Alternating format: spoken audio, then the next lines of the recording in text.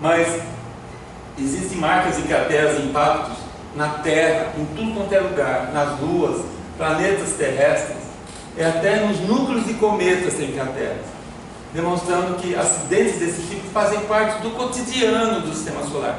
Eu não vou entrar em detalhes aqui com as fotos, porque eu tenho uma sequência de fotos, mas eu não coloquei, senão não ia dar tempo, tá? de representação de crateras pelo Sistema Solar. Mas só na Terra, nós temos já registrado perto de 190 crateras na Terra. Você fala, nossa, tem tanta cratera na Terra, parece a Lua? Não, é. Só que as crateras da Terra não são bonitas iguais à Lua, que não tem atmosfera, cujo único atrito que a Lua recebe é de micrometeoritos que caem o tempo todo na Lua. Não tem atmosfera, os micrometeoritos caem o tempo todo. E essa queda constante de micrometeoritos desgastam as crateras ao longo de milhões e milhões de anos. Então essas crateras da Lua, elas se mantêm intactas muito tempo. A Terra sofre erosão, é atrito de chuva, é atrito de erosão de água, de fluvial, água, placas tectônicas que se movimentam. Então a Terra, vegetação também modificam a superfície da Terra. Então as crateras na Terra, elas não se preservam por causa disso tudo. O próprio relevo da Terra, ele não é constante, ele é inconstante, e tem uma atmosfera também, com chuvas e tudo isso gera erosão e vai apagando aos poucos as nossas crateras. Mas existem meios de descobrir onde elas existem, e muitas das rochas de certas regiões demonstram que ali havia uma cratera, mesmo que não existam aquelas bordas tão características de crateras das quais a gente está acostumado a ver, tá? Mas só aqui dá para saber que cada pintinha vermelha dessa é uma das crateras conhecidas. O Brasil tem poucas? Não, deve ter muito mais. É que o brasileiro não vai atrás disso. Então você vê que países mais desenvolvidos, europeus, australianos e americanos, têm muito mais crateras, porque eles se interessam mais. Por se interessarem mais, eles descobrem mais. Então está faltando, viu, gente? Nós aqui também ir atrás disso. Porque esse território brasileiro é muito grande, deve ter muita cratera no território brasileiro, que ainda não foram descobertas. Até na África tem mais do que na América do Sul. Até na África, né? A África tem uma certa vantagem, o deserto preserva, de certa forma. É porque deserto é deserto, é sempre deserto, o máximo que tem é movimento de areia, mas já não tem vegetação, né? Não tem presença de água que possa modificar. Mais fácil de encontrar. É mais fácil de encontrar, né? Porque essa preservação de desertos acaba cobrindo uma boa parte do tempo geológico, né? Então mesmo que você fale assim, no Saara foi floresta, foi e tal, mas acontece que também não foi floresta o tempo todo, também é deserto. Então a chance de encontrar na Terra, se for África, é maior mesmo, na África, do que na região forrada de floresta igual o Brasil. Aqui tem algumas crateras que fazem parte aqui do nosso território. Tem uma na Praia Grande, no oceano, e tem a de Colônia, que é onde tem cidades aqui. Então, não estou colocando as fotos, mas são regiões que você vê, o próprio relevo é típico de uma borda circular, igual de cratera. Vamos em frente. A maior é a de Araguainha, tem 40 km de diâmetro. Serra da Cangalha tem 12, Vargeão 12, Riachão 12. Então está aqui São Paulo, Colônia, é 9,5 km, não, peraí, 3 km. Outra de São Paulo, Piratininga, 1,2 km. É isso, né, de São Paulo, né? O resto não de outros estados. Danos pessoais causados por meteoritos. Vamos considerar que choques de asteroides causam perdas de vida. E alguns meteoritos também. algumas figuras desse tipo revelam acontecimentos. Se você olha uma figura dessa, você fala assim, nossa, nessa época teve alguma coisa grave, né? Parece que matou gente e matou cavalo. Não é oficial, mas existem gravuras. Certo, gente? Mas na literatura encontramos, extraoficialmente, um fazendeiro morto no Kentucky em 1879, acertado por uma pedra. 30 de novembro de 54, o meteorito quebrou a perna de um homem. Em 1954, também, no Alabama, uma pedra de 4 quilos, praticamente, perfurou o telhado de uma casa e atingiu o quadril esquerdo de uma senhora que estava na cama. Em 15 de fevereiro de 2013, como eu já falei várias vezes, o choque de Chelyabinsk, na Rússia, deixou 1.500 pessoas feridas, 112 hospitalizadas. Agora, nos anais chineses, tem umas coisas interessantes. Falam de 7 quedas com fatalidades em 13 séculos. Os anais chineses, gente, é um dos maiores registros que existe, que a humanidade tem, de acontecimentos que ocorreram durante um certo período de tempo. E são considerados fidedignos. Fala uma coisa interessante, eu já dei uma boa estudada a respeito, e falam em 1907 uma pedra esmagou uma casa e matou toda uma família. E outra coisa mais interessante, essa daqui, inclusive os estudiosos encontraram várias fontes falando a mesma coisa. Em 1490, em Xinjiang, província de Shanxi, uma chuva de pedra matou 10.000 pessoas. Fala assim, que nem fake news, né? Será? Uma cidade inteira. Por incrível que pareça, tem várias fontes falando desse evento.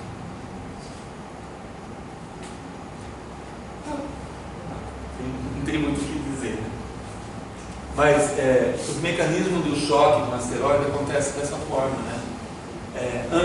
Vamos considerar assim, alguns milésimos de segundo antes do choque com o solo, um objeto que entrou em alta velocidade pela atmosfera da Terra e veio em direção ao chão. Quando ele se aproxima, uma coisa que acontece é exatamente isso: ondas de choque partem do objeto, atingem o chão e retornam para o objeto. Aumenta a pressão atmosférica entre o chão e o objeto, gera uma parede sólida e a liberação de uma energia. Isso foi o que deve ter acontecido lá em Tunguska, na Rússia, em 1908, que alguns testemunhas falam que a bola de fogo, a hora que ela cruzou o céu, em um determinado momento ela parou e explodiu. Sabe o que é isso? Vou usar a mesa aqui. Ela está vindo, tá? Existe uma coluna de ar entre a pedra e o chão. Chega um momento, ele pressiona essa coluna de ar de uma tal forma, tão forte, tão rápido, que não dá tempo do ar escapar para os lados. Se eu fizer isso, o ar está saindo para os lados para a pedra passar. Mas bem em alta velocidade, ela comprime o ar, não dá tempo do ar escapar. E ela faz uma parada, quer dizer, chega a pressionar de uma tal forma o ar, que a própria coluna de ar vira uma parede sólida. O objeto vem e começa a comprimir, ele para. Só que nesse momento, essa pressão, aquela história do estouro do meteoro no céu, chega uma hora, a pressão entre o objeto e o chão é tão grande da coluna de ar, que ela excede a força que mantém a integridade do asteroide. Ele, nesse momento, ele explode mesmo, vira uma energia, quer dizer, a energia cinética vira uma energia térmica absurda. Ela explode. O que deve ter acontecido em Tunguska foi tão forte essa energia liberada que ele pulverizou o asteroide inteiro, não sobrou nada. Tá?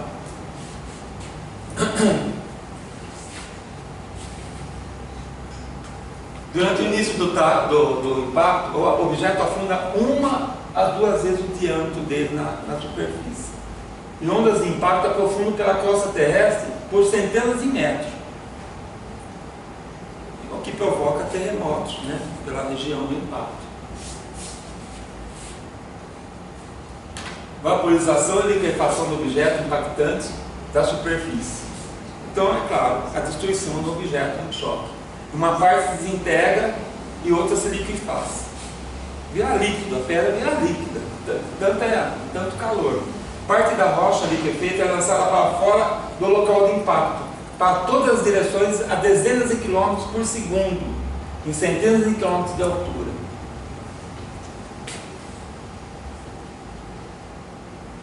Então, a figura do que eu descrevi é isso, né? Então, é o choque, tá? O objeto é totalmente destruído, ocorre um derretimento da superfície terrestre, mistura com o asteroide, tá? Pedaços da superfície terrestre do meteoro são lançados a grande distância, são chamados impactites. Muitas vezes são rochas misturadas, que formam algo derretido, né? Até estou mostrando aqui para você, isso aqui é uma filmagem. Esses impactitos são formados nesse momento do choque. A própria superfície terrestre acaba derretendo de uma tal forma e lançados a grandes altitudes que e como eles geram objetos derretidos, então eles são facilmente amoldados pelo próprio movimento deles pela atmosfera. Ou seja, eles são lançados a grande altitude e vão girando, e conforme vão girando, eles são substâncias derretidas, eles vão amoldando de acordo com o giro que eles fazem no ar. E quando caem no solo, eles caem com o formato que eles criaram durante o momento que eles foram jogados a grande altitude, formando os impactitos. Vocês vão ver aqui rocha em forma de pingo, outra forma de halteres, outra em forma de uma lente biconvexa, né? Outras que são cilíndricas, e tem uma que é muito interessante, parece um botão de camisa, até isso, forma imagens, objetos bizarros, que nem esse aqui, ó. Esse aqui é uma filipinita. Se você olhar isso aqui, vocês não vão acreditar. Isso aqui foi formado, são objetos gerados pelo impacto, jogados a grande altitude, ainda na forma líquida, e tomaram essa forma durante o período em que estavam voando pela atmosfera. Exatamente isso. Depois que não caíram, já caíram mais frios e mantiveram a forma de formação deles no momento que eles foram jogados a grande altitude. Essa filipinita é demais, ela parece um repolho, ela tem uma cara. Eu vou passar para vocês. Vou pôr aqui na frente da filmagem para eles, né? Vamos olhar. Depois vocês vão passando para ver. Depois vocês vão ver aqui também, tá? As outras. Mais ou menos é isso, né, gente? Mais uma vez, as ondas de choque, né? O derretimento, né? E as pedras derretidas jogadas, né, a grande altitude, formando esses pectinos. No lançamento dele virou uma pirotecnia, né? Mas vão para o espaço praticamente, viu? A explosão é tão grande que essas nem fala pedra derretida, mas são lançadas a grande altitude. Vão para 100 km, 200 km de altura para depois cair, tá? Às vezes caem até longe da cratera. O vácuo deixado pela passagem do objeto é preenchido pelos detritos e gases da explosão. Eles formam uma pluma de vapor, de rocha derretida, pluma de vapor de rocha. Então, da desintegração da rocha. E ocorre o início do deslocamento do ar, né? O deslocamento do ar atinge 10 km por segundo. Gente, nem pensar em enfrentar um negócio desse. 10 km por segundo, nem pensar. Não sobra nada de pé. O poder de destruição de um choque desse é muito grande.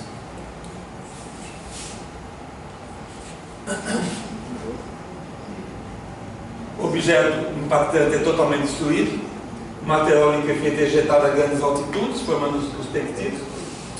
Por ser fluido, ele se amolda de acordo com o atrito com o ar atmosférico, aquilo que eu falei. E o material ejetado cai na superfície já fria e sólida. Os tectitos, igual esse que vocês estão olhando, ou microtectitos esferoidais, isso aí tem que olhar no microscópio. Eu tenho alguns lá em casa, que não deu para trazer, eu teria que trazer o microscópio. Mas eu tenho do choque do final do Cretáceo, do Terciário, o KT, o Paleogeno. O final, aquele que deu fim nos dinossauros. O material ejetado cai na superfície da fria e sólida. Os microtectídeos esferoidais minúsculos também caem, vão assentando com o tempo. São bem pequenininhos, não? São tectídeos igual esse, só que são minúsculos, 1 milímetro, às vezes meio, às vezes até 1/10 de milímetro de tamanho. São bolinhas. Sabe que interessante? São marcas evidentes de impacto. Quando os cientistas acham essas bolinhas no meio do solo, já identifica a presença de algum impacto na região. Tá?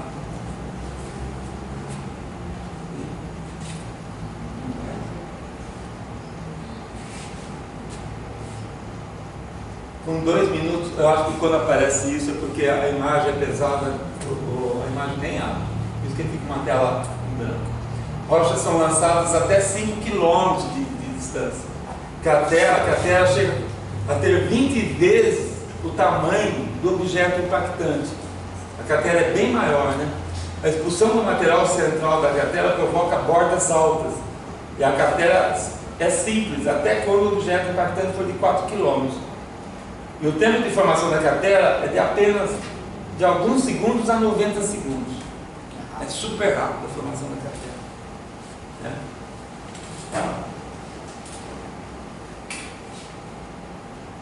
Não sei até quando vai ficar mostrando. Mas é isso, os pedaços de pedras, né, que são lançados a grande distância, né, a região central é derretida, né, os pectídeos caindo. Aqui você vai mostrar, eu espero que dê para ver. Está repetido. As rochas do centro da cratera comprimidas por ação de reação emergirão e formarão um pico central. Terrenos hidratados formam anéis concêntricos, formam várias crateras uma dentro da outra. Esse pico central é muito comum em crateras da Lua. Tá? Tem a cratera e tem um piquinho no meio. É igual aquela história de jogar o pingo d'água numa superfície de água plana, né? Calma. O pingo bate e volta. Então é justamente isso, a explosão bate, volta e forma o pico central. É o mesmo fenômeno. Ontem a gente viu esse ano na Lua, observando ontem. Sim, então, estou falando. Na Lua dá para ver bem isso. Olha lá, precisa de informação, né? Olha o pico central. Tá? Depois ela desce, né? E a cratera vai abrindo. Depois no final fica daquele jeito. Aqui sim. Pode apagar. Aqui, esse filme em câmera lenta mostra justamente o choque de um objeto proposital, uma areia, né, em laboratório, mostra a formação da cratera. Tá?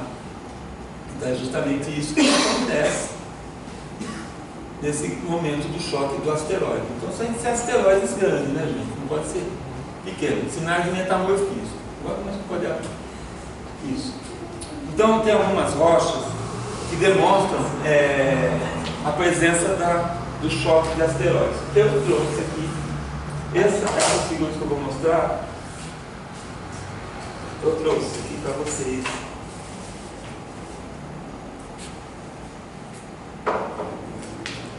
Uma delas é o Shatter Cones. Eu vou até mostrar já direto aqui. Tá? Isso daqui foi provocado pelo choque. São rochas que preservavam a irradiação da explosão. Então a própria explosão arriscou a rocha. E você pode ver que são riscos divergentes, ocasionados pelo choque mesmo. O choque gerando uma divergência de matéria para todos os lados. Fica preservado nas pedras. É um tipo de pedra que determina a presença do impacto. Shatter Cones. Outra coisa, Está tudo aqui, ó. Isso aqui é um cristal. Tá? É um quartzo. Só que ele está todo derretido. E quartzo, para derreter, tem que ser alta temperatura, viu? Mas ele derreteu. O que demonstra impacto da cratera. Sei lá se é francês isso aqui. Velbleu. Isso é francês. É uma cratera. Outras estruturas que é vista também em choques são fraturas planares. Isso aí se vê no microscópio. Se você vai buscar isso em grãos de quartzo, que é uma estrutura bastante estável e resistente até a metamorfismo. Então são riscos, né? No caso parece fissuras planas e paralelas com aspecto, às vezes até pena de ave, que são típicas de choque. Isso é microscópio e você vê no quartzo. E também tem a outra, que é a figura de deformação planar, ou PDF, que são típicas também de choque, como essas aqui. Bem parecidas, mas tem são fissuras paralelas. Como vocês estão vendo aqui.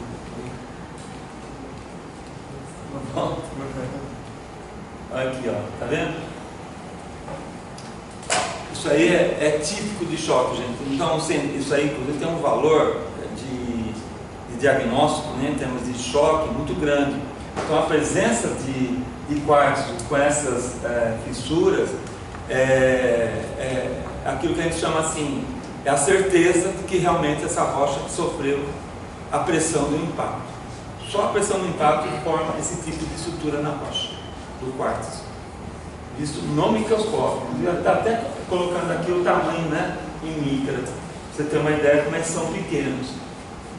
Os impactípicos são rochas afetadas pela pressão do impacto existente no interior das crateras ou ao redor, embora possa ocorrer também a grandes distâncias.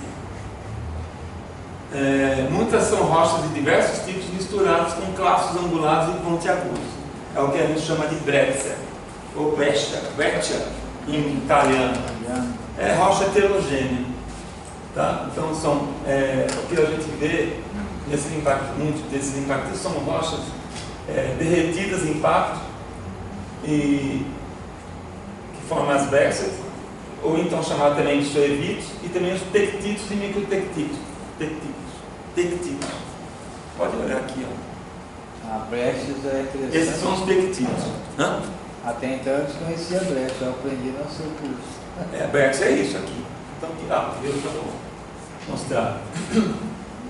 Então, a gente chama impact melt, então derretidas em impacto, são rochas que derreteram por causa do calor. Então viraram que nem quase uma lava, né? Uma rocha derretida mesmo, por excesso de calor. Então você tem temperaturas que excedem 2.000 graus centígrados.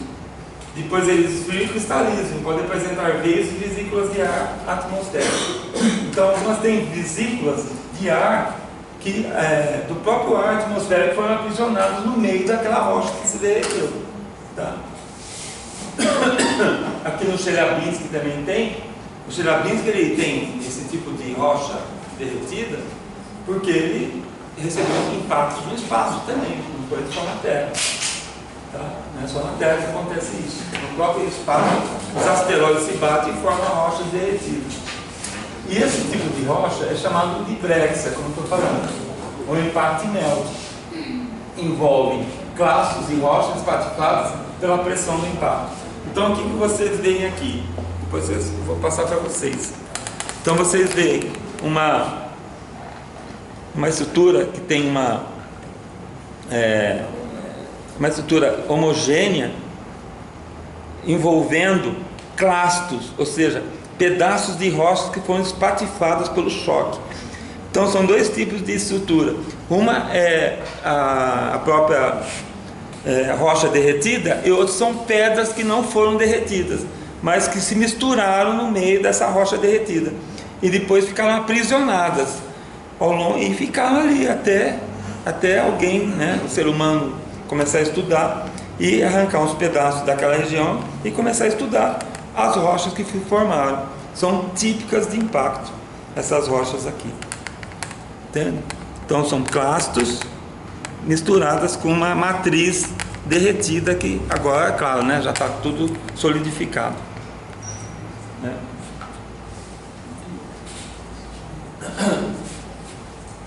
Então mais ou menos é isso. Imagina, isso aqui eu sei que é vulcânico, mas mais ou menos dá para ter uma ideia. A rocha derretida equivale à lava e os clastos equivalem a alguns pedaços que estão sobrenadando aqui no meio da lava. A hora que isso daqui envolver e secar, forma esse tipo de rocha que vocês estão vendo aí, que eu deixei para vocês verem. Tá? Então não ficam, são clastos envolvidos numa rocha, que é o impact melt, nós chamamos de impact melt, essa rocha derretida, que solidificou e aprisionou os clastos dentro delas. Tá? Aqui são os tipos, né, esse tipo de rocha chamado suezito, tem vários tipos, tem um polimítico, quando tem várias rochas diferentes. Vocês vão ver aí, tem uma das pedras, só tem um tipo de clasto de rocha. Clasto é pedaços, tá? Quando eu falo clasto, é pedaços de rochas espatifados pelo impacto. Só tem um tipo. E tem outra, tem vários tipos de rocha. É polimítico quando tem vários tipos de rocha. E monomítico quando é só um tipo de rocha de clasto. Tá? Porque às vezes a região é rica em pedras de tudo quanto é tipo. Então ocorre o choque e espatifa pedras de todos os tipos. E todos os tipos são aprisionados e formam esse tipo polimítico. Vocês estão vendo aí. Tá? Vamos ver. Aqui, ó. Que é polimítico, ó. Essa é uma rocha, essa é vermelha, né? Essa aqui é cinza, essa aqui é preta, tem uma que é branquinha, ó. Né? Todas elas estão aprisionadas numa matriz de rocha derretida, ou impact melt, que preencheu, né, os espaços entre as pedras que foram espatifados com o choque. Aqui, essa aqui de Vista Alegre é uma cratera que tem lá no Paraná. Tá vendo? Ela é polimícta também, ó. Essa é uma rocha, essa é outra, né? Se vocês olharem mais, vão ver mais tipos de rocha, mais escura aqui, tá? Então é polimícta. Tá? Detalhes, né? Para quem gosta de estudar, se alguém aqui vai gostar de estudar isso, Geologia. a Unicamp tem um grupo, viu? Formou um grupo lá de estudos de choque de pedras relacionados a crateras. É um grupo legal, viu? Entre professores e estudantes. E formar um grupo que realmente está disposto a procurar crateras no Brasil. Então eles estudaram, tem todo o material, quer dizer, montaram o conhecimento e agora estão em busca de regiões no Brasil que tenham crateras. Ou então estudaram e certificaram as crateras já existentes. Olha só esse daqui, esse caso, né? Pô, caso, quer dizer, estou mostrando uma pedrinha para você agora, imagina uma parede, né, de rocha, de clastos espatifados pelo impacto e preenchidas por um impact melt de rocha derretida, né? Aqui, as rochas da Lua são todas brechas, porque a Lua, como vocês sabem muito bem, está cheia de crateras, né, gente? Então é evidente que esse tipo de rocha é comum na Lua. Então, os astronautas da Apollo trouxeram um monte de rocha desse tipo. Aí, no início da década de 80, começaram a encontrar meteorito com a mesma estrutura das rochas lunares. Quando analisar, é igualzinha, realmente são rochas da Lua que caíram na Terra. Então hoje se conhece e mexe, encontram pedaços da Lua na Terra. Se tornaram meteoritos. Gente, não basta isso. Eu sei que a Lua tem uma gravidade pequena, então a chance de uma rocha sair da Lua e pegar o espaço interplanetário é grande. Mas os astronautas não lembro qual Apollo, trouxeram uma pedra lá, foram ver, é da Terra. A rocha não é da Lua, é da Terra. E estava lá na Lua. Tá? Vejam bem. E algumas rochas de Marte também caem aqui. de Vesta, o asteroide Vesta também cai aqui na Terra.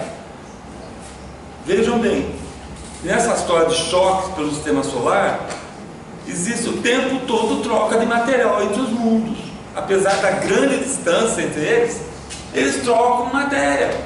Eles jogam um pedaço deles para outro mundo joga para eles, e assim vai, é uma troca-troca de pedras nesse espaço interplanetário do nosso sistema solar, por incrível que pareça. Então, é igual o Clastos, né? E Impactinel, uma rocha lunar. Aqui é a mesma coisa, é rocha lunar também, tá? E aqui uma rocha marciana que caiu na Terra, ela está cheia de clastos e uma matriz escura, ou seja, é uma rocha de impacto que veio de Marte, tá? Não vou entrar em detalhes como é que sabe porque é de Marte, porque é da Lua, mas tem todo um protocolo para identificar essas rochas, tá? A ciência hoje não tem dúvida da origem dessas rochas. Então essa daí é uma rocha marciana que caiu na Terra, que também faz parte da minha, aqui, ó, faz parte da coleção, né? Da minha coleção. E essa aqui é de Vesta, ó. É um rovardito, que é um tipo de meteorito, vem do asteroide Vesta. Olha os clastos, tá vendo? Polimítica também, ó. Tem várias rochas. Professor, pode até fazer uma panspermia aí também. Uma panspermia. Vocês vivos litospermia, né? Que dizer. Essa aqui é uma brecha, né, de rocha derretida com clastos de um meteorito, ou seja, de um meteorito que não é lunar, não é Marte, mas é de um asteroide. Então, isso acontece por causa do choque entre os asteroides que ocorre lá no cinturão.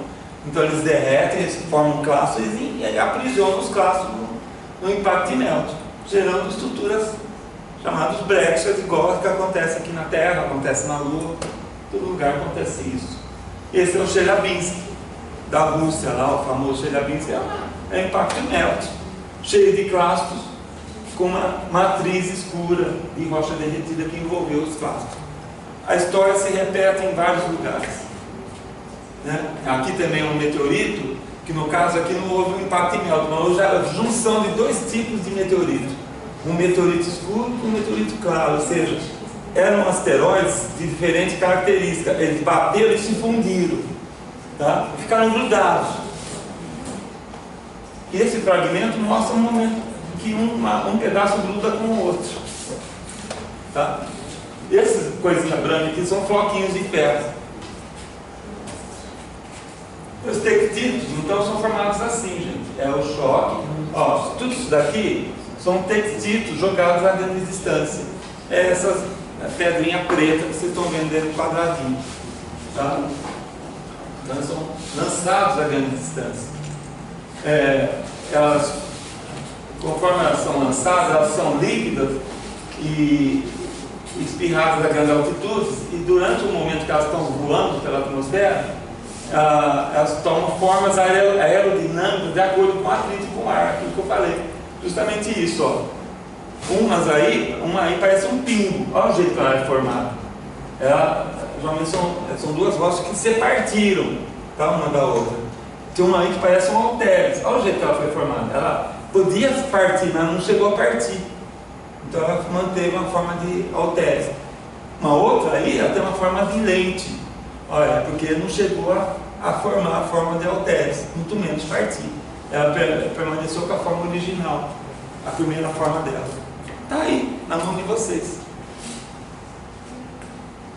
E aí, tem tectitos selecionados, sabe? Vocês estão vendo aí, o que vocês estão vendo aí é justamente aquilo que está aqui, ou seja, são os vários tipos de tectitos que existem. Está aí na mão de vocês.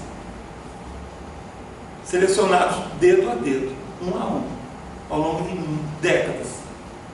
Diria, quase 3 décadas que eu coleciono isso. Alguns são pretos, esses aí que vocês estão vendo são pretos. Tem uns que são verde. Esse daqui, né? Estou falando desse. Acho que está aí com vocês. Esse daqui é preto, certo, gente? Esse daqui é preto. Outra rocha que vocês vão vendo, as brechas, elas são coloridas. Ó, e tem uma outra aqui, vou falar daqui a pouco.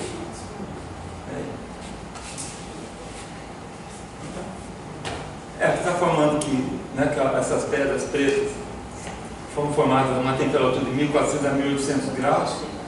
Elas são formadas porque, como elas foram derretidas, o silício acabou ficando homogêneo nelas. Estou falando dessas.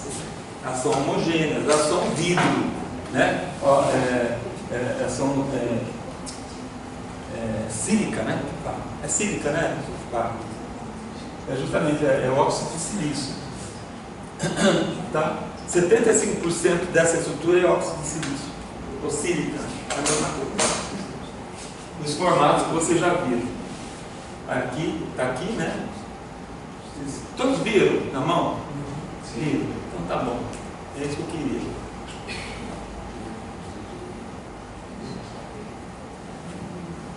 Aí, mesma coisa.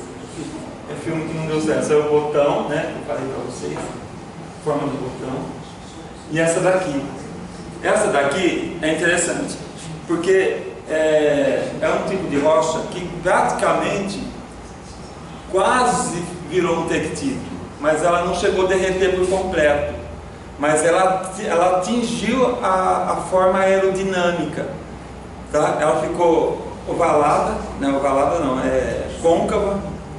Convexa, né? Convexa e côncava por dentro, se for pensar bem, porque ela caiu assim, ela foi se amoldando, conforme ela foi caindo, ela foi se amoldando com o desgaste da atmosfera, igual os meteoritos. Olha só, tá? Rocha típica de impacto. É um quase tectito, igual aquelas rochas, aquelas pretas. Onde que ela é? Quase formou isso. De onde que é? Não chegou a formar, ela quase formou. Nelson, de onde você... Essa é da Cratera Ries, lá da Alemanha. Eu acho que tem uma dessas nas minhas rochas. Então onde? Nas minhas rochas. Eu tenho uma coleção de rochas também agora. Ah! A Thaís. Pra saber de onde veio, né? A Thaís. Aí recebeu.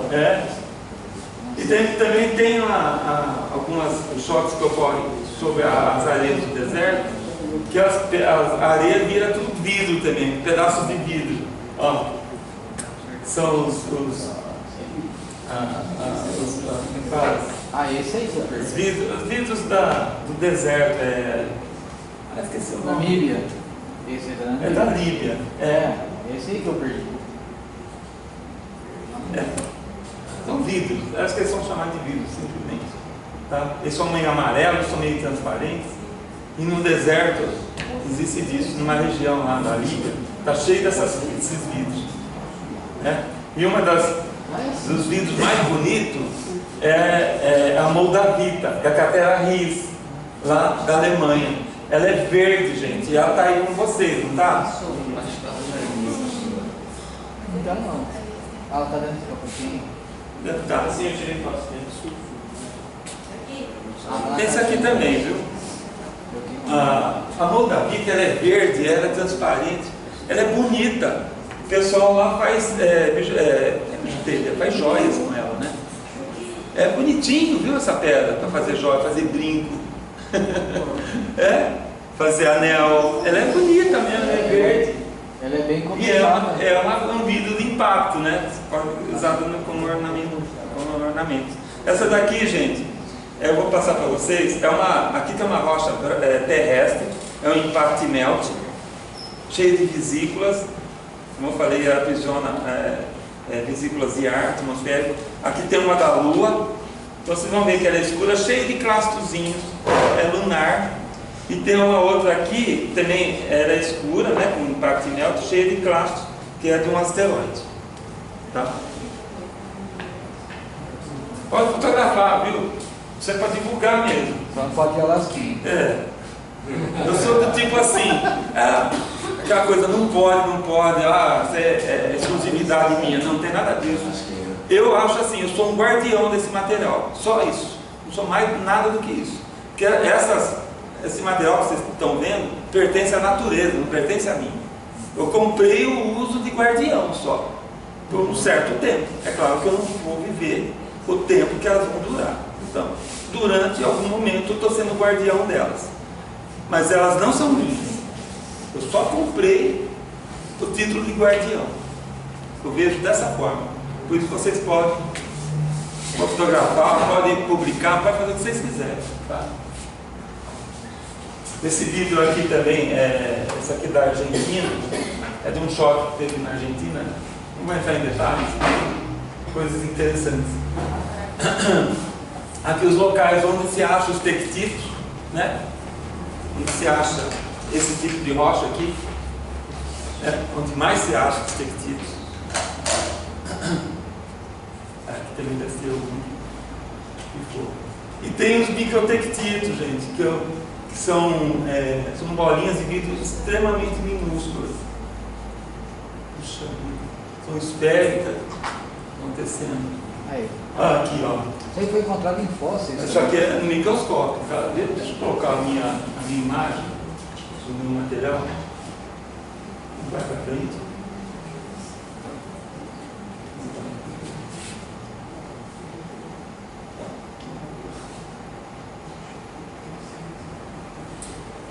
Aqui. Aqui. Tá.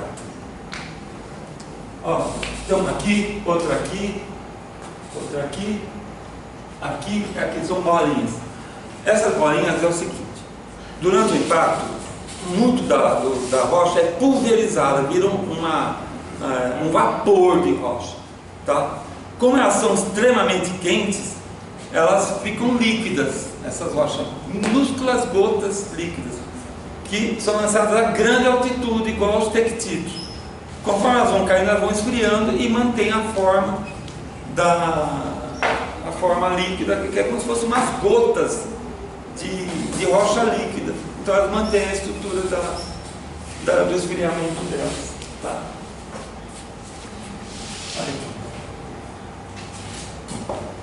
Então, e essa daqui é Chicxulub, é da cratera dos dinossauros. Tá? Vamos ver as consequências de um choque agora.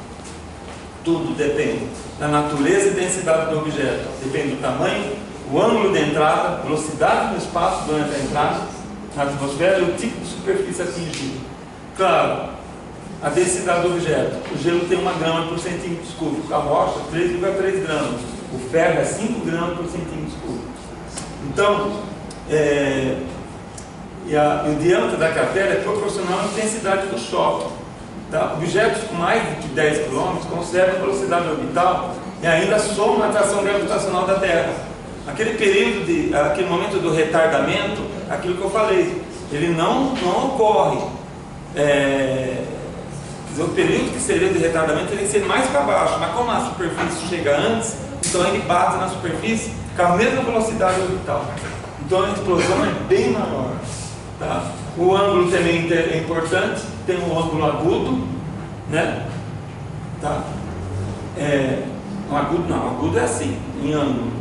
Tá? Então quando isso cai em ângulo, é claro, o que vai acontecer? A hora que ele bater, a energia do choque, o material é lançado para frente, igual aconteceu com a cratera dos dinossauros. E às vezes bate assim, perpendicular. Aí toda a explosão do choque vai para dentro da Terra. Então o choque em ângulo agudo tem a participação da atmosfera também. Então a atmosfera gera uma onda de choque violenta, né? Também. A direção, a maioria dos objetos celestes possuem a mesma direção dos planetas, então eles não colidem de frente, eles batem por trás ou de lado, igual eu falei para vocês, sempre em ângulos rasos, nunca em ângulos, é aquilo que eu mostrei para vocês até agora, na primeira aula. Tá? A velocidade do impacto normalmente é menor que a orbital, no espaço próximo da Terra, asteroides Apolo possuem velocidade orbital 10 a 25 km por segundo, como eu já mostrei para vocês. Nelson, a grande maioria são dos Apolos, então. A grande maioria são Apolos. Quando ocorre no mar, gera grandes tsunamis, não precisa nem dizer, né? No solo, se for um solo argiloso, ele absorve o impacto, é evidente, né, gente? Agora, se for um solo rochoso, ocorre uma dissipação atmosférica com ondas de choque, porque o momento do choque é muito mais energético do que um solo argiloso que absorve o choque, né? Choque na superfície oceânica de um objeto com 10 km leva uma temperatura do mar a 100.000 graus centígrados. A vaporização da água do objeto em parte do solo impactado, tá? Um penacho vaporizado é projetado para o espaço. Deve ficar uma coisa linda na Terra, né? Um penacho imenso assim projetando para fora da Terra. Forma uma cratera de 60 km. O objeto tem 10 km, forma uma cratera de 60. E a cratera, após o desmoronamento das bordas, fica maior do que 100 km e 500 metros de profundidade. E a água oceânica, claro, né? Ao momento que forma a cratera, a água é jogada para lá, mas depois ela volta e preenche a cratera e abranda as bordas. É por isso que a cratera do Chicxulub, onde deve ter iniciado o fim dos dinossauros, ela realmente está dentro do oceano. Por isso que foi difícil de ser encontrada, porque o oceano, né, é um tipo de erosão, né? Então ela foi totalmente desgastada, mas foi encontrada apesar disso. E onde ela fica? Fica na península, pega uma parte da península de Yucatán, lá do México. Então é no Golfo do México.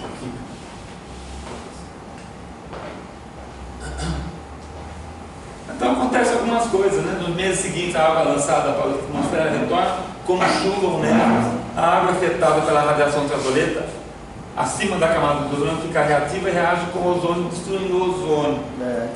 Tá? E na superfície, como é que fica? Total destruição até 1.000 km de distância. 1.000 km de destruição total, que vale a 3 milhões de quilômetros quadrados, ou 1/3 do território brasileiro. 10 quilômetros, destrói metade do Brasil. Tá? Ejeção de poeira e blocos de pedra a 1 quilômetro de distância. Tá?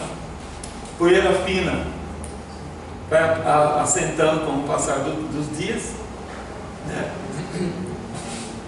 E ela fica na estratosfera por anos.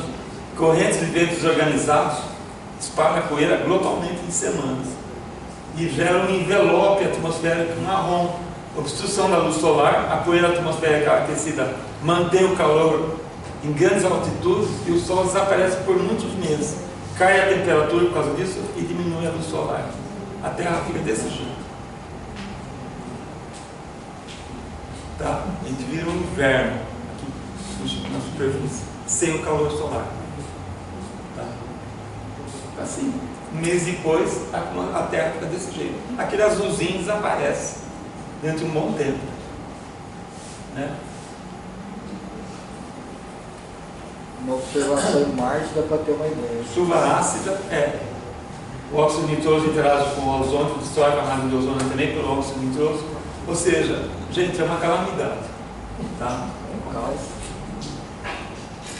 Teve a extinção do Cretáceo, Paleogênio. Deixa eu só ver o que tem interessantes aqui, né? Porque todo mundo sabe, aqui tem uma figura mostrando os tectitos caindo em cima dos dinossauros, coitados, né? Tsunamis, né? E a escuridão, né? Provocada pela obstrução da atmosfera. Então, forma aquela camada de poeira e a luz do sol não penetra. A superfície da Terra fica escura, né? E esfria também, para piorar as coisas. Olha que absurdo que fica.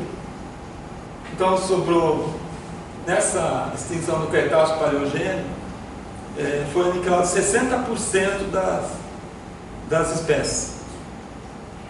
60% não conseguiu sobreviver. Tá? Então houve várias extinções, né? Quer dizer, o plâncton foi afetado, diminuiu a produção de oxigênio na Terra. As causas. Alguns, né, se concentram numa erupção vulcânica, né? Decantrápolis na Índia, tá? Mas acontece que esses pesquisadores aqui, os Alvarez, eles descobriram a camada, tal da camada de irídio bem no momento geológico da formação, da extinção dos dinossauros e de várias espécies, há 65 milhões de anos atrás. Aí tem uma... tá aqui. Não sei se eu mostrei. Isso aqui vem daqui, né? Veio de vocês? Foi. Não sei se vocês viram. Tem um quadradinho aqui, uma pedrinha meio avermelhadinha. Essa aqui é um pedaço da camada de irídio, viu? Da estratificação geológica do final do Cretáceo, ou seja, da extinção. Essa aqui é rica em irídio. Irídio da formação dessa camada. Ou seja, o irídio, por que irídio? O irídio é um material que é rico em meteoritos. Então, a presença do irídio significa que foi um asteroide que explodiu. E a explosão dele lançou irídio pela atmosfera e fez parte daquela camada de poeira que envelopou a Terra. E conforme depois com o tempo foi caindo para a superfície, esse irídio caiu junto com a poeira e formou a camada rica em irídio. E esse irídio é diferente do irídio vulcânico, porque ele tem a razão isotópica típica de meteoritos, que difere da razão isotópica do irídio dos vulcões. Realmente é irídio vindo do céu, tá? Porque vocês vão ver isso. Porque tem irídio, nos vulcões também, eles também jogam irídio para a atmosfera, mas o irídio vulcânico tem uma outra estrutura isotópica.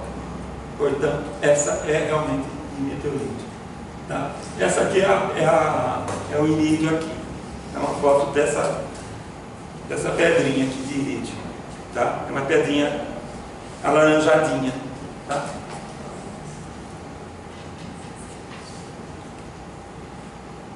Como eu já falei, né?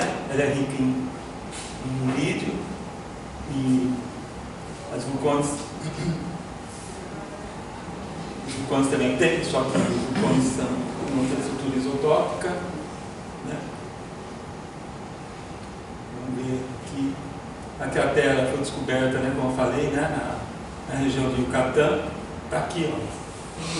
Uma parte da Terra faz parte da península de Yucatán, outra parte está dentro da água, do oceano. Aqui a estrutura dela, revelada pelo radar. Aqui as brechas dela, daquela Terra de Yucatán. E aqui estão os micrometeoritos que eu já mostrei.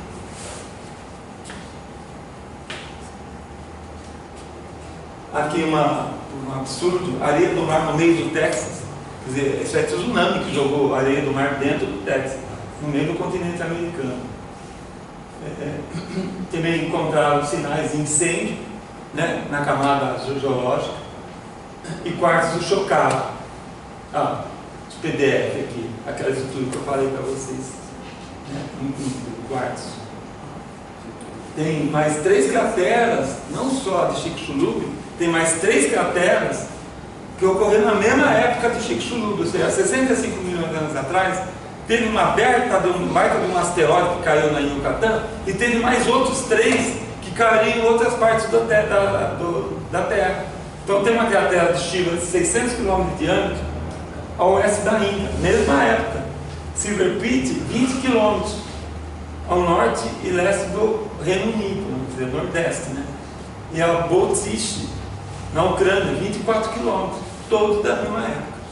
Então, parece que são 4 choques, tá? Então a coisa não foi tão simples assim, foi muito mais do que a gente possa imaginar. Então foram 4 choques de asteroide para destruir tantos animais na Terra, né?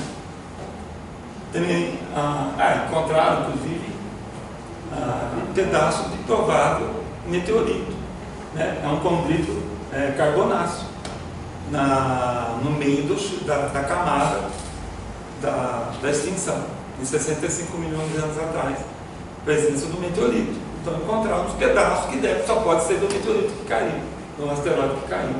Aí aqui, ó. misturado no meio da rocha. Meteorito misturado na mesma rocha.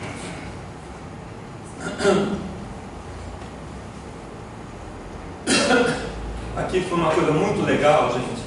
Vou passar meio por cima, mas esse trabalho foi publicado esse ano e encontraram uma evidência absurda, assim, que simplesmente fecha o assunto.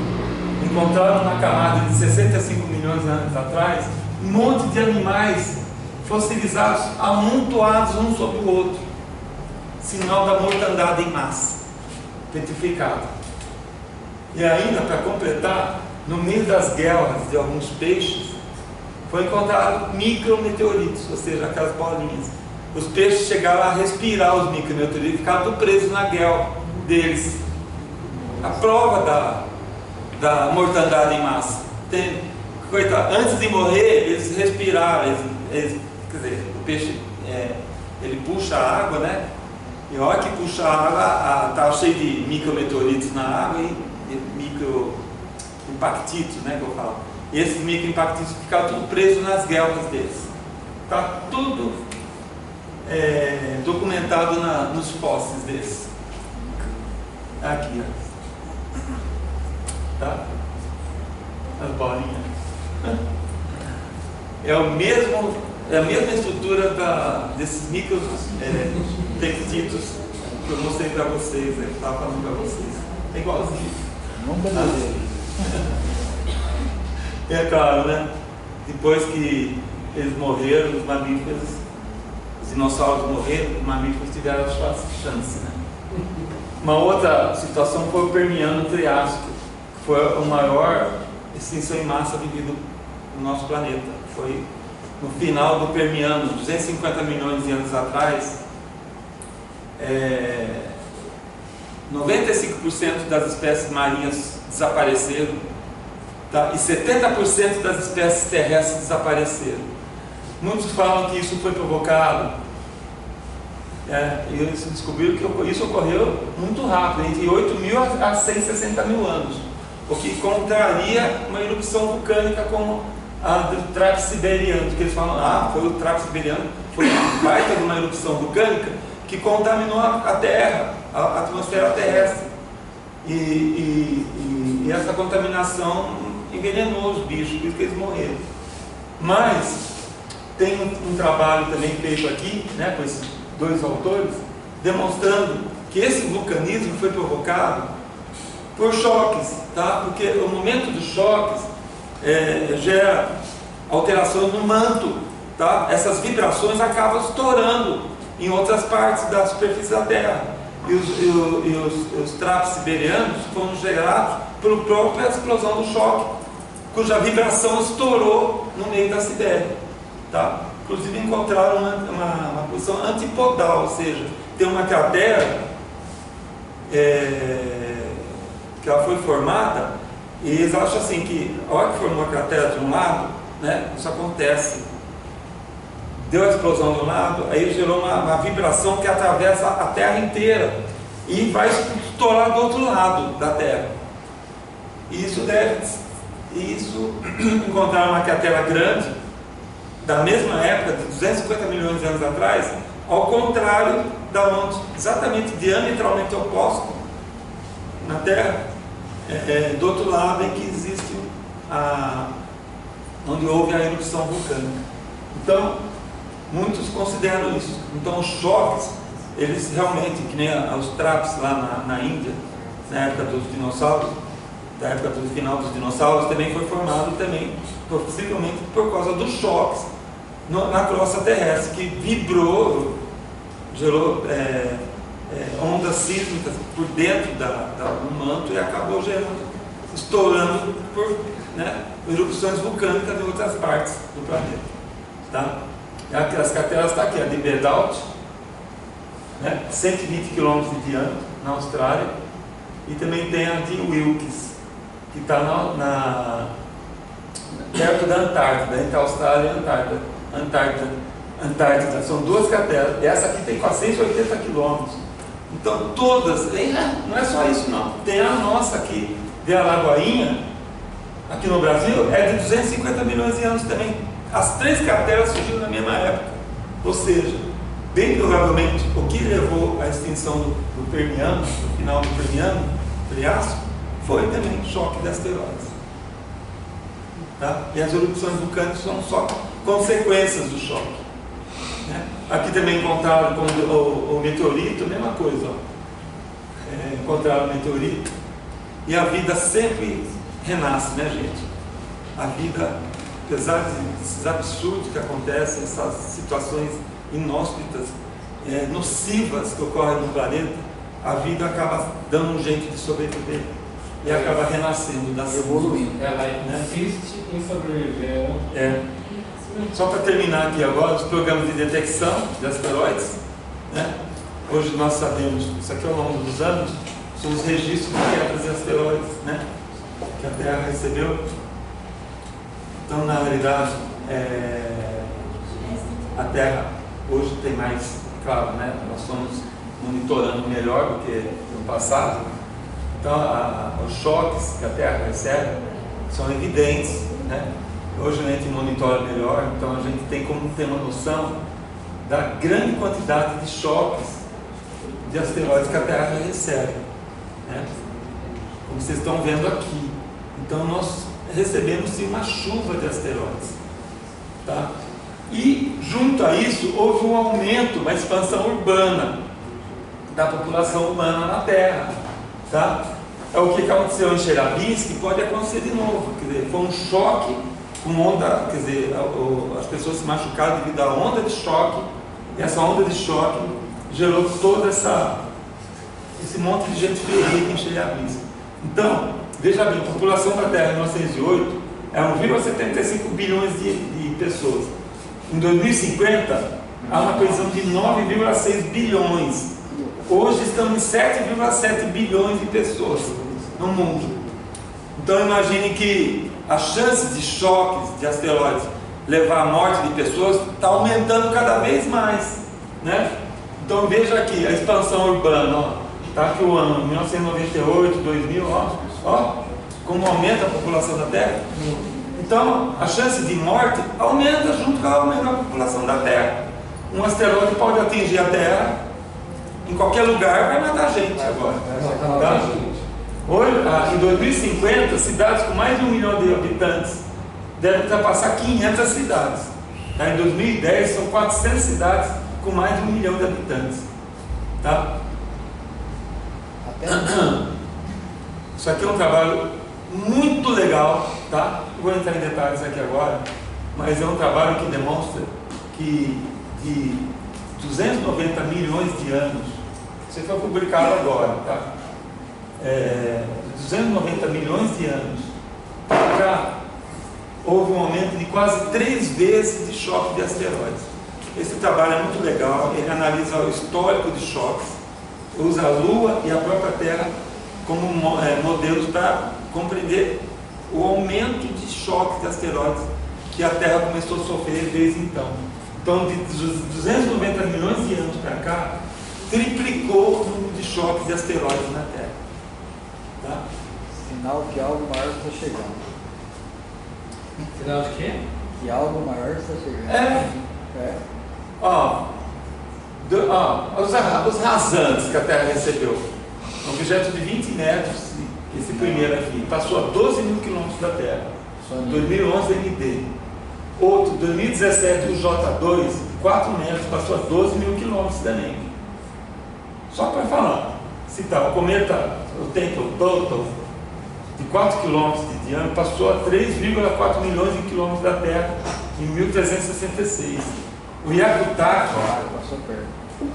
não sei se alguém viu, esse cometa foi visível a olho nu. Eu via ele, esse cometa, em 1996, eu lembro que eu estava lá no 0 grau. E estava dando um tempo lá, tomando chopp. Porque à meia-noite ia dar para ver o cometa. E ele lá de dentro do 0 grau, eu vi no céu o cometa quando ele apareceu. Quando ele apareceu, eu fui lá no sítio e fotografou o cometa. Daí eu estava só dando um tempo no 0 grau. Né? Mas ele foi descoberto no dia 31 de janeiro. E ele passou por nós no dia 25 de março. Ele tinha 4,8 quilômetros de diâmetro. Passou a 15 milhões de quilômetros. Você falando que 15 milhões é muito. Mas se eles, é pouco, viu? Em termos de distâncias interplanetárias, é pouco. Se ele tivesse acertado a Terra, não ia dar tempo de fazer nada. A gente só ia rezar. Não ia dar tempo de Não tinha mais nada para fazer. Entendeu? É assim que a gente vê os asteroides no telescópio, os rasantes. É assim, umas bolinhas, umas estrelinhas que andam. Parece até um satélite, né? Nesse caso é um asteroide rasante. Tá? É desse jeito que a gente vê. Por esse aqui é o 2012 DC4. Passou 42 mil quilômetros da Terra. Quer ver? Essa aqui é a Lua, essa aqui é um satélite em volta da Terra. Olha onde ele passou. Tá? Aqui é a Lua. Esse é um satélite girando em volta da Terra. Tá bom? Ele até mudou a órbita dele, você viu, né? Sob a ação da gravidade da Terra, né? Olha lá, beleza. Essa alteração da órbita. Só que ele passou reto. Né? Fez a deflexão dele, da órbita. Quase vai cair. Olha aqui o SONEAR, gente, o SONEAR brasileiro, daquela turma de Minas Gerais. Olha só, foi 25 de julho de 2019. O asteroide 2019 é o K. Esse foi descoberto pelo pessoal aqui do Brasil. Só que assim, o diâmetro dele ficou ainda sem saber se teria 57 metros ou 130 metros. É um diâmetro expressivo. Tá? Olha só que ele passou perto. Ó. Aqui é a Terra, aqui ali é a Lua. Ó. Se ele se chocasse, ia morrer bastante gente. Mas ele passou pertinho, né? Então, tá vendo? Um trabalho amador feito no Brasil. E hoje nós temos mais um parceiro, hein? Tem mais um, Renato? Tem Bilac aqui, já com descobertas também. É? O Leonardo Dobramon, ele montou lá junto. Então, tá vendo? Montaram um grupo. Isso aqui é a órbita desse asteroide que descoberto pelo SONEAR, lá de Minas Gerais. Tá? Isso aqui é uma foto que eu fiz lá. Eu trabalhei lá no Centro de Ciência, né? Na época que eu estive lá, isso aqui foi uma foto que eu fiz na época. Usava filme, né? Não usava filme digital, não. Essa trajetória foi de um asteroide rasante que passou pela Terra. É claro, eu sabia a órbita dele, sabia a localização. Eu só apontei o telescópio e deixei a câmera fotografando a passagem dele. A hora que começou a passar, eu deixei fotografando. Então ele riscou a foto no momento que ele passava. Tá? Esse daqui em Wyoming, nos Estados Unidos, foi interessante, porque foi um asteroide que ele passou rasante, né? 10 metros de diâmetro, 15 km por segundo, a uma altura de 58 km. Dá uma olhada, gente. Ele passou rasante, entrou na atmosfera da Terra e saiu, não caiu. Ele continuou a órbita no espaço. Olha que interessante. Ele não caiu. Esses são chamados Earthquakes. Aqui, já ficou. São mais de 20 mil objetos rasantes com mais de 100 metros. Tá? Objetos de 100 metros gera uma energia de 1.600 megatoneladas de TNT. Uma tsunami provocada por um choque desse varreria todas as costas continentais do mundo. Gente, às vezes eu estou na praia e fico pensando, se cair uma porcaria dessa no meio do mar, eu vou morrer, não vai dar tempo de eu subir a serra. Às vezes eu fico olhando para o mar e assim, só faltava cair agora. Pelo menos você fotografa ele. É até a memória do choque, né, gente? Pode apagar aqui, essa aqui é legal. Está acabando, gente. Isso aqui é as descobertas de asteroides que passam por nós. A órbita de Mercúrio, Vênus, aqui é a Terra. Olha um monte de asteroides que cercam a Terra. Gente, e esses amarelos é do cinturão do asteroide entre Marte e Júpiter. Olha só o que tem ali. Aqui, a Terra está aqui. Olha o que passa pela Terra de asteroides. A Terra está aqui, ó. Ai, parou de andar. Ou aqui. Terra está aqui. Olha os asteroides passando por nós. A importância da descoberta e a importância da órbita. Ó, isso aqui é registro, é o ano, está até o ano aqui embaixo.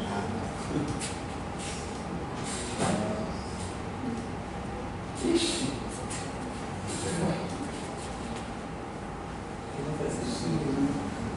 Acho que esse computador. Ih, ficou nada. Esse computador, ele é meio antigo, Já né? tentaram destruir Antigo mesmo. Já tentaram destruir Rio Preto umas partes vezes.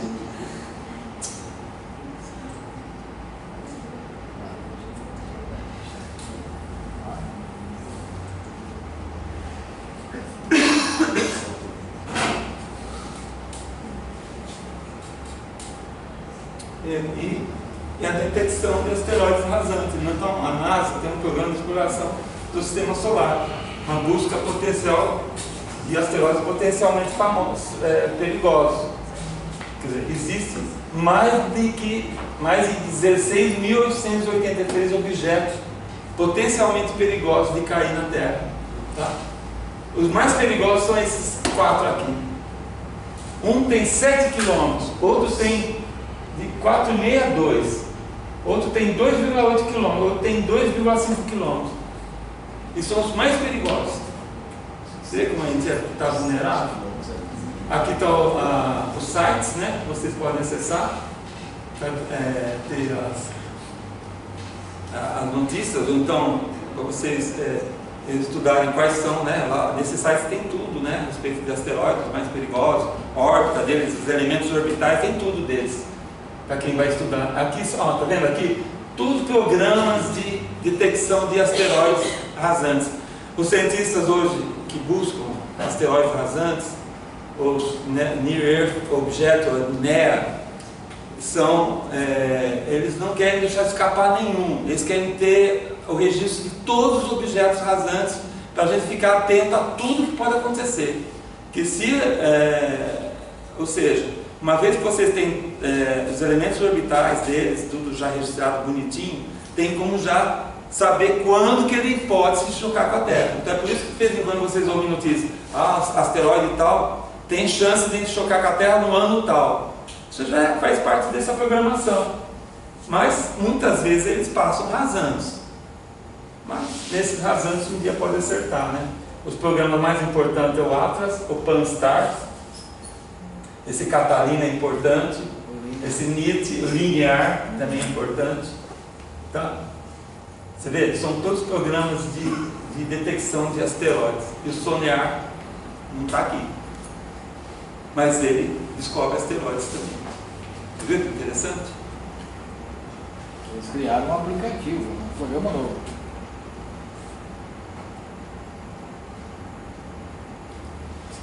Só para terminar, tá? Não sei se vocês estão cansados. Mas um objeto com menos de 30 metros. Se ele entrar na atmosfera, ele explode na atmosfera superior e gera poucos danos superficiais. Isso foi o que aconteceu na Rússia. O Chelyabinsk tinha 18 metros.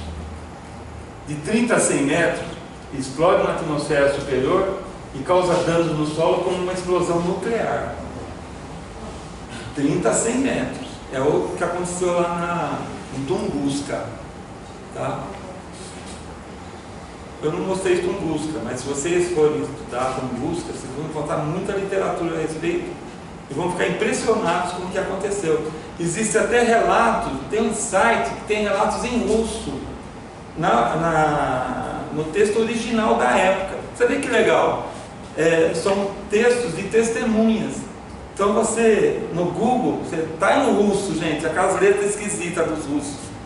Você tem como traduzir no Google. Aí vocês entendem tudo que está escrito. Tá? E tem cada relato legal, viu? Para quem gosta de estudar isso, das testemunhas que viram a explosão de Tunguska, que era um objeto que é considerado 100 metros. Estava vendo em Paris, né? Em Paris eles viram a luz, né, do choque e viram a explosão. Inclusive a onda de choque, né? A onda de choque deu volta no mundo 2 vezes, tá? 2 vezes. A onda de choque de Tunguska. Ela fica dando volta, né? A reverbera. E levantou poeira na atmosfera. Também. Objeto de 100 a 1000 metros provoca impacto na superfície e gera crateras de dezenas de quilômetros. Se for no mar, tsunamis, né? Varreria todas as costas. Então imagine uma coisa assim, gente. É o momento de uma onda de choque chegando. Por isso que eu falo, não dá tempo, né? A gente, se for um objeto que nunca foi detectado antes, vocês vão saber dele chegando e não vai poder contar com 2, 3 dias para frente, tá? Porque ele vai acabar com o mundo antes de qualquer coisa. Então por isso que é importante, depois que aconteceu o fenômeno lá da explosão em Chelyabinsk, em 2013, foi investido mais ainda no programa de detecção de objetos rasantes, porque realmente nós somos vulneráveis e a gente não sabia. A chance é pequena de acontecer, mas se acontecer, tá?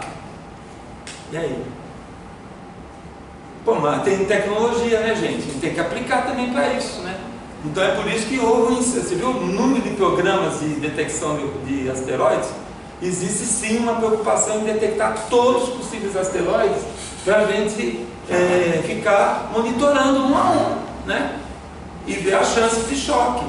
Se tiver algum que possa ter chance de choque, a gente tem que usar programas de desvio desse asteroide antes que ele acerte a Terra, né? Olha uma tsunami dessa, tá? De 100, de 1.000 a 10.000 quilômetros, aquilo lá que aconteceu lá com os dinossauros. Tanto a Terra como o oceano levantaria poeira, escureceria o dia, a temperatura cairia, ocorreria desordem nos ecossistemas, todos os ecossistemas, fome, massa, doenças, epidemia e desordem social total no mundo.